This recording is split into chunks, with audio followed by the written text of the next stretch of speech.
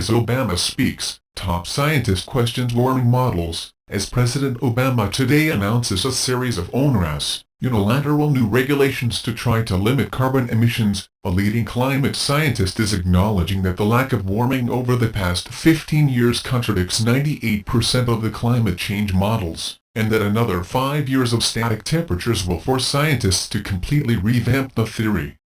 In an interview with Der Spiegel, one of Europe's major news outlets, German climate scientist Hans von Storch said the failure of climate change models is a puzzle that presents a serious scientific problem. So far, no one has been able to provide a compelling answer to why climate change seems to be taking a break. We're facing a puzzle. Recent Company 2 emissions have actually risen even more steeply than we feared. As a result, according to most climate models, we should have seen temperatures rise by around 0.25 degrees Celsius (0.45 degrees Fahrenheit) over the past 10 years.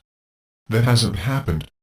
In fact, the increase over the last 15 years was just 0.06 degrees Celsius (0.11 degrees Fahrenheit), a value very close to zero.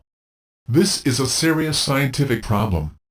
Von Storch estimated that the lack of warming conforms with less than 2% of climate change forecasts, and that 98% predicted more of an increase in temperature. If this continues, it will be ruinous for the current forecasting models. If things continue as they have been, in 5 years, at the latest, we will need to acknowledge that something is fundamentally wrong with our climate models. A 20-year pause in global warming does not occur in a single modeled scenario.